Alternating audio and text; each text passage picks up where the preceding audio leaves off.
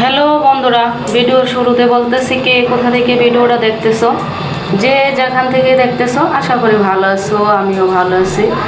তো আমি আসলে রান্নাটা পুরো শেয়ার করতে পারুম না, আর আমি এভাবে ভিডিওটা নিতেছি, তোমাদের সাথে কথাও বলতেছি। আমি কেন এভাবে নিলাম, তো বললাম না যে সময় হাতে খুব কম, রান্না দেরি হয়ে গেছে, তার জন্য আমি পুরো রান্নাটা শেয়ার করতে পারলাম না। এটা আমি করলা ভাজি করুম, তো করলা ভাজিটা আমি অনেকক্ষণ হয়েছে মাইখা রাখছি। হালকা একটু মরিচের গুঁড়া দিবা, হালকা দিবা, বেশি দিবা না, আর হলুদ লবণ দিয়ে মাইখা রাখছি। এটা আধা ঘন্টা হয়ে গেছে।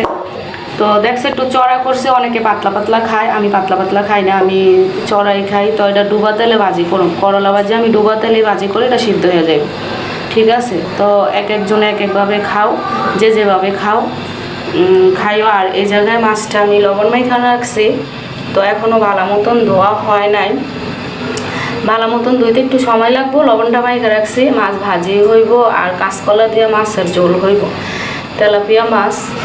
আর মাছের মাথা দিয়ে যে জায়গায় রাখছি তোমার পুঁই শাকটা তোমার মাছের মাথা দিয়ে রান্না করো।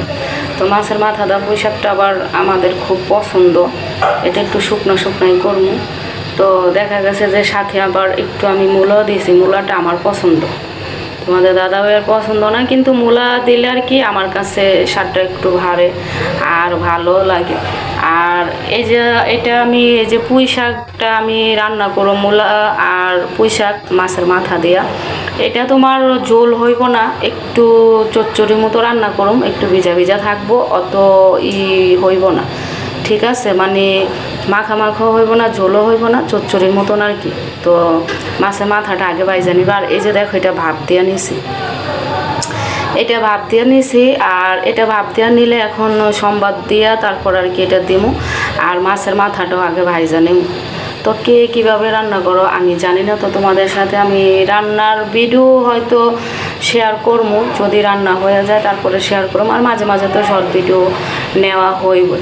তো যে যেখান থেকেই দেখতেছো আমার ভিডিওটা যদি ভালো লাগে তো শেয়ার করো, সুন্দর সুন্দর লাইক কমেন্ট করো।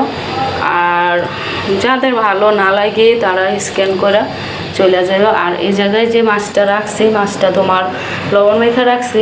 তো আমি আবার এই তোমার তেলাপিয়া মাছ গরম জল দিয়ে ধুইয়া নিই, একটু গরম জল দিয়ে ধুইতে হইব।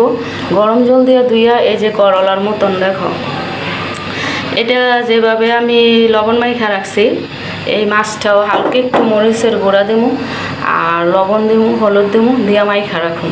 মাইখা তোমার আধা ঘন্টার মতো রাখুন, আধা ঘন্টার মতো মাইখা রাখুন। তারপরে মাছটা ভাইজা তারপরে ঝোল করুন।